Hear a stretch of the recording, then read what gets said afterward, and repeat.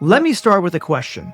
What if everything you've been taught about the cosmos, the rockets, the moon landings, the search for alien life was just theater? What if the real story is happening above us in secret? This is not your average UFO story. This is deeper, darker, and maybe even more important.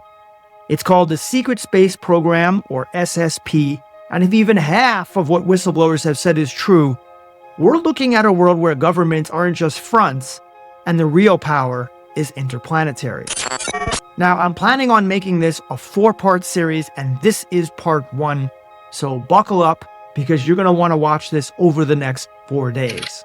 Now, I'm not asking you to believe everything I'm about to tell you. In fact, I hope you don't look away, because the rabbit hole is lined with government documents, suppressed technology, and testimony that's consistent across time, geography, and background. And I've been looking into this for the greater part of a decade, going back to the times when people like George Green and Andrew Basiago were talking about their harrowing experiences.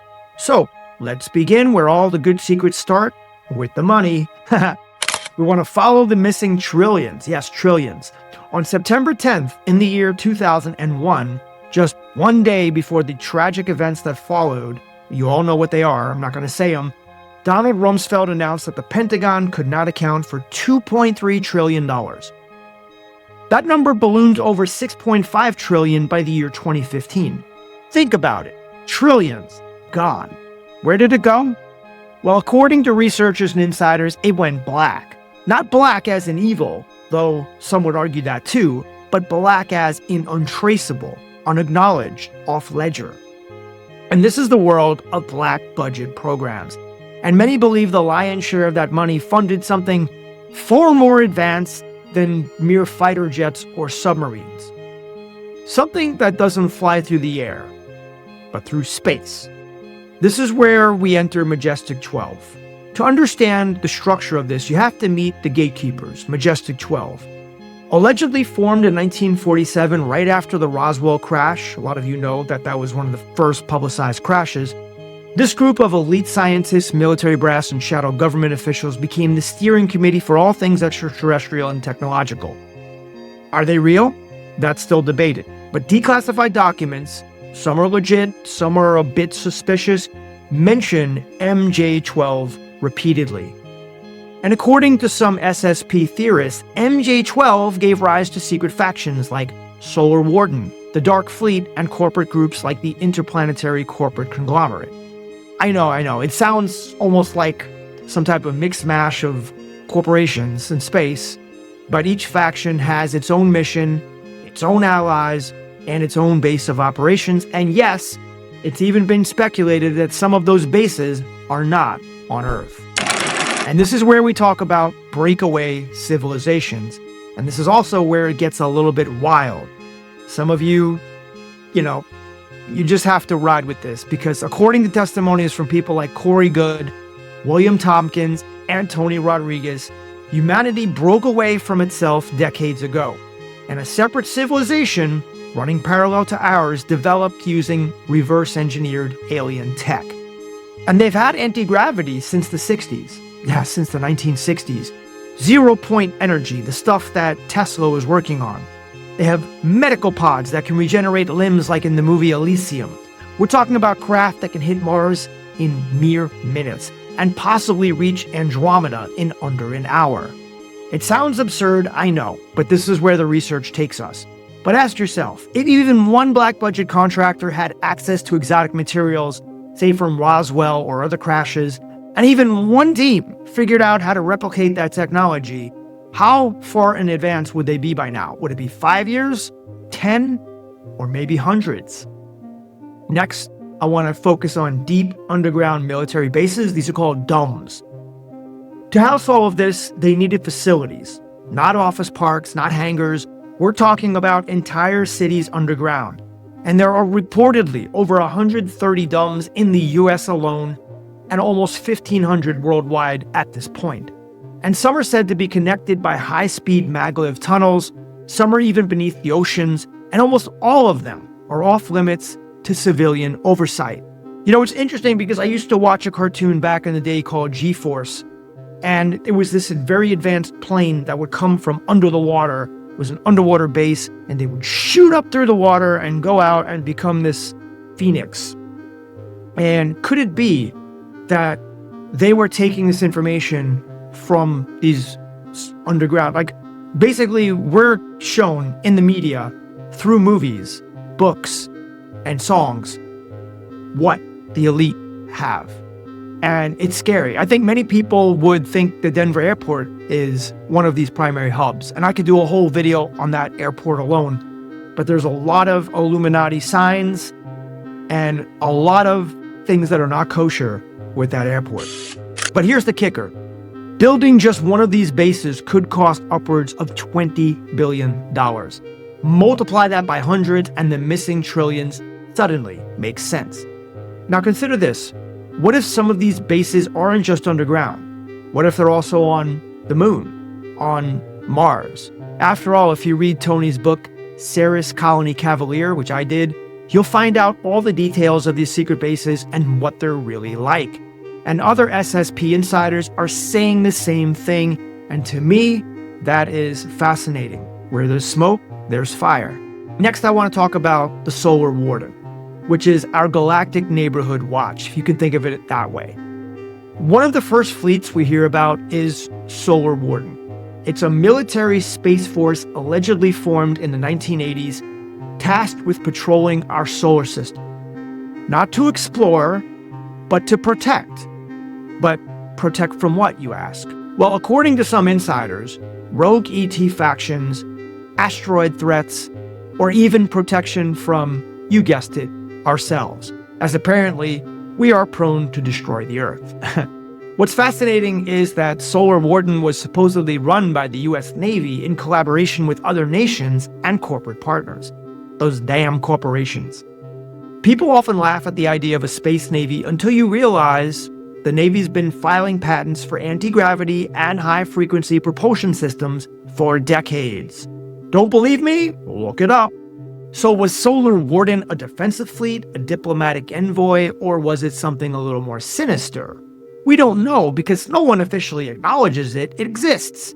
After all we have is pieces and clues and hearsay, and if this is a cover-up, they've been doing a great job.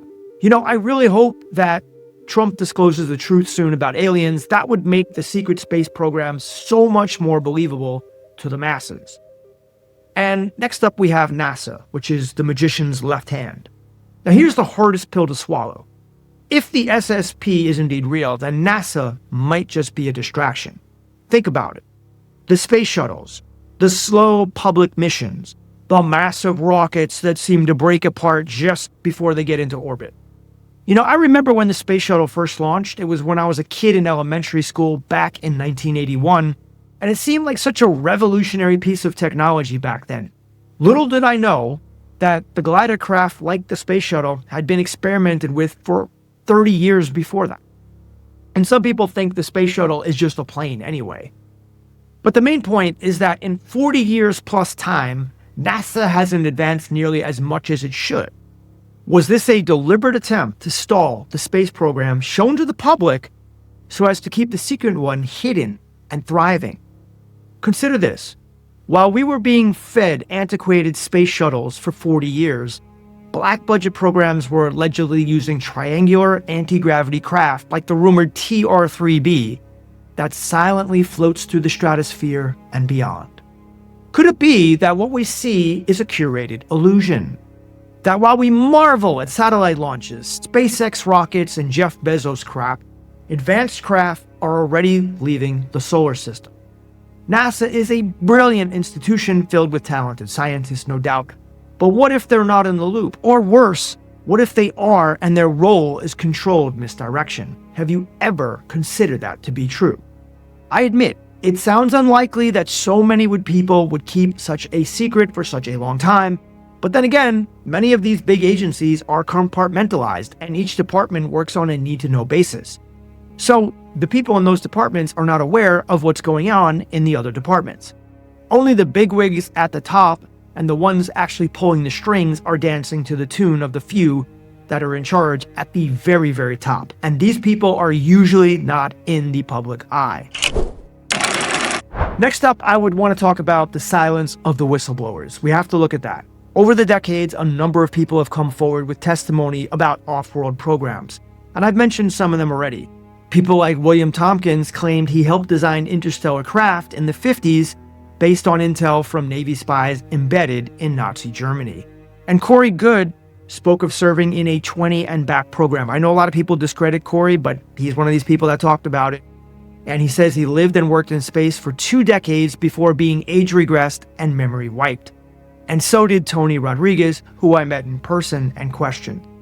And there's also Captain Robert Salas, who testified that a UFO shut down multiple nuclear missiles at Malmstrom Air Force Base. They all say different things, and yet the themes are eerily consistent. Advanced tech, extraterrestrial contact, compartmentalized secrecy, and the government, or something beyond government, keeping us in the dark. So I would beg to ask the question, why all the secrecy? And this may be the most important question of all. Because if this is real, and if we've had energy tech that could eliminate fossil fuels and medical advancements that could cure disease, why keep it a secret? Is it greed, control, a fear of mass panic, or is it because humanity itself isn't ready?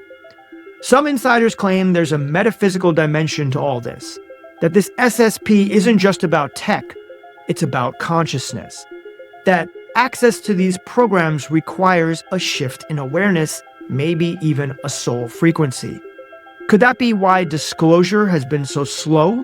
Because the truth isn't just about ships and aliens, it's about who we are. And now I'm going to give you my final thoughts on this, at least for this part 1. What we've covered here is just the foundation. We've only scratched the surface. In part 2, we're going to dive deeper into the alien alliances, the MyLab programs, which is the military abducting human beings, and the horrifying yet fascinating stories of psychic recruitment. And by the way, MyLab means military abductions of humans, designed to look like it occurred from aliens. But we'll get into that. So what if just 10% of this is true? What if we're not alone? What if we never were? This might not just be a secret space program. This might be a secret history. And it's time to wake up and remember. If you want to know more about the whole alien thing, check out this video I did on the strangest TikTok videos on aliens. And stay tuned, stay subscribed, click that bell because part 2 will be coming out tomorrow. Thank you for watching.